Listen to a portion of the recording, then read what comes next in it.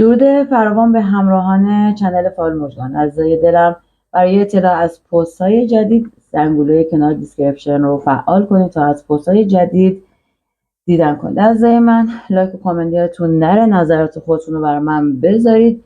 بریم برای انرژی خانی امروز. چرا از ذهنم بیرون نمیره؟ آیا اونم به هم فکر میکنه یا نه؟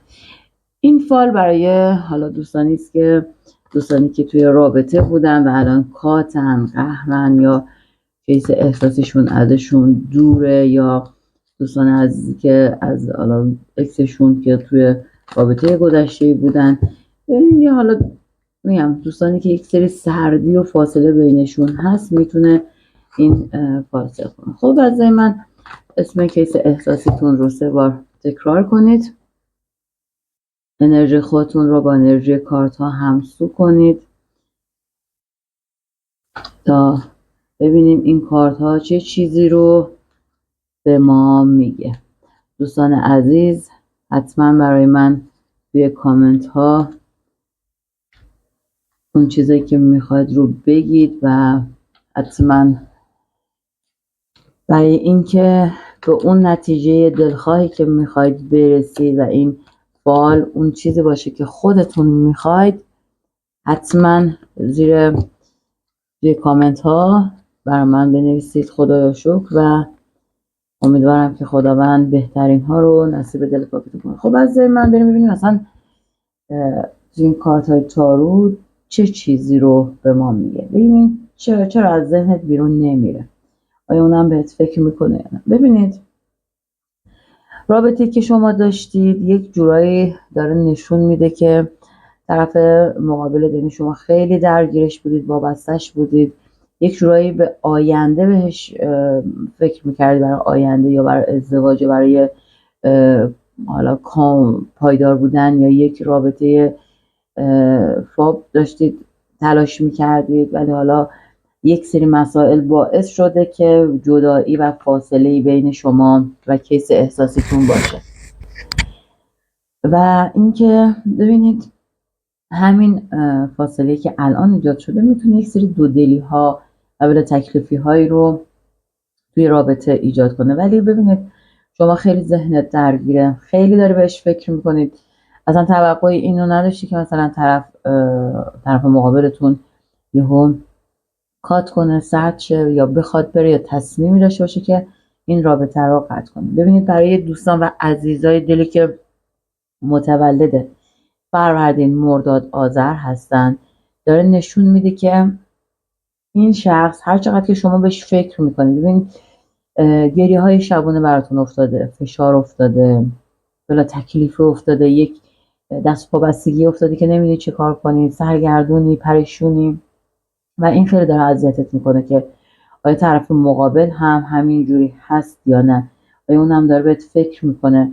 ببینید داره میگه طرف مقابل شما هم یه شرایط سختی هست، دلتنگته، بهت فکر میکنه، ولی دوست داره بیاد سمتت یا اینکه دوباره ارتباط برقرار کنه، ولی یک سری به هم ریختگی هایی توی شرایط زندگیش هست که داره نشون میده شاید زمان ببره طرف مقابل. دوستان و عزیزانی که متولد تیر، آبان، اسفند هستن، داره نشون میده این عزیزای دل ذهنتون خیلی درگیر این شخص هست، یک جورایی تو این تایمی که مخصوصا عزیزانی که بیشتر از 2 وعده که میتونه 2 سال بوده توی رابطه بودن و یهو جدایی بینشون افتاده، کاتی افتاده، ببینید یک جورایی خیلی ناامیدید، یه جورایی انگار دست از دنیا کشیده و منتظرین هی ببینید چه کار میکنین، نگاه کنید انگار چه کنم برات افتاده.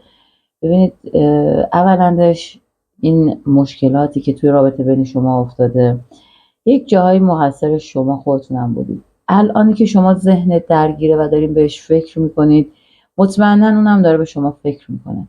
ببینید یک مقدار فکرتون رو، ذکرتون رو باز کنید، یک جورایی که رهاش کنید این فکر رو، این وابستگی به این شخص رو، چون آقا یک جورایی این وابستگی به این شخص اومده شما رو، حاله شما رو مثلا منفی کرده، دورت خیلی منفی شده.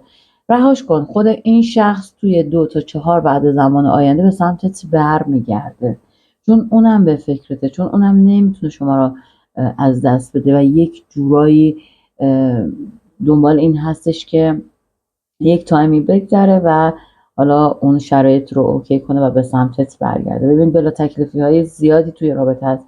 یک جاهایی مثلا انگار برخورد شما انقدر حالا ناراحت این شخص کرده، یک جورایی هی داره ازت کنار گیری میکنه دیگه. حالا باید یه جورایی صبور باشی تا شرایط برات مهیا بشه و وارد رابطه بشید. دوستان و عزیزانی که متولد خرداد مهر بهمن هستن، اینجا برای شما بلا تکلیفی، جدایی، غم افتاده، خیلی دو دل هستید، خیلی بلا تکلیفی، نمیدونید چی کار کنی. یک جورایی که مثلا انگار یک سری برخوردها بین شما و کیستون افتاده. این شرایطی که بین شما و کیستون هست یک جورایی شما رو خیلی سرد کرده، یک جورایی شما رو ناامید کرده. انگار خود شما تصمیم گرفتید که کلا رابطه رو کات کنید و کنار بکشید. ببین این قضیه خیلی ذهن شما رو درگیر کرده. از این برای که از هم فاصله گرفتید، یک جورایی از ذهنت بیرون نمیره، نمیتونی فراموشش کنی و این خودش خیلی داره شما رو عذاب میده. ببینید طرف مقابل خودش از اینکه شما رو از دست داده واقعا پشیمونه و اینکه اون هم داره به شما فکر میکنه، اون هم نمیتونه شما رو از تو ذهن و وجود خودش حالا پاک کنه و فراموشتون کنه. هر از گاهی به این فکر میکنه که تماس بگیره، پیام بده، رابطه رو ایجاد کنه، ولی خیلی دو دله، خیلی مانع داره. ببینیم بیشترش به خاطر این هستش که یک سری سنگینی ها دور براتون هست، ولی طرف مقابل مطمئناً این فکر رو ببین، فکرش خیلی با شماست، خیلی بهتون فکر میکنه.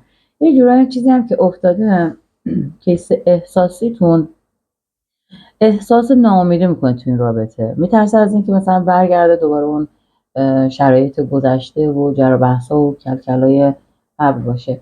یک جورایی یک فرصت بهش بدید، حالا برای اینکه کاملا رابطه قطع نشه. هر از گاهی خودتون یک پیامی، یک واکنش، یک چیزی نشون بدید که این شخص یواش یواش نرم شه و به سمتت بیاد که دوباره ارتباط براتون افتاده. برای دوستان و عزیزانی که متولد اردیبهشت شهریور هستن، میگه ببین چیزی که اینجا افتاده این هست که طرف مقابلتون خیلی ذهنش درگیره، بیشتر از این که شما ذهنتون درگیره اون شخصه، اون درگیر شماست و اینکه انگار شما یک جورای تصمیم گرفتید که کلا قید این رابطه رو بزنید و حالا به این مسئله فکر میکنید که حالا چرا تایم مثلا اینجوری شده، چرا یهو شرایط عوض شده، این اعصابتون خراب میکنه و همبختگی افتاده برات و اینکه یک جورایی ناامید هستی و یک جورایی نمیخواد دیگه این رابطه رو ادامه بدید، ولی طرف مقابل شما خیلی داره بهت فکر میکنه. خیلی تو شرایط این هستش که بخواد شما رو به سمت خودش برگردونه یا بیاد سمتت یا حالا هر جوری که شده. خب از من این شخص چیزی که اینجا بر شما عزیزان افتاده، گفتم توی حالا تایمی که اینجا داره نشون میده 4 تا 6 وعده، طرف مقابلتون تمام فکراشو میکنه، تمام شرایطش رو در نظر میگیره و به سمتت میاد 100% و ارتباط برقرار میشه. خب از من این فعال که همونجوری که جرا از ذهن شما بیرون نمیره و یا کیست هم بهت فکر میکنه، اینجا برای شما افتاده و براتون گفتم این فال برای شما گرفته شد و اینکه لایک و کامنت یادتون نره، نظراتون برای من بذارید و اینکه حالا خودتون بگید فال بعدی چیه. این فال هم تقدیم وجود گرم شما عزیزان، امیدوارم که بهترین ها نصیب دل پاکتون.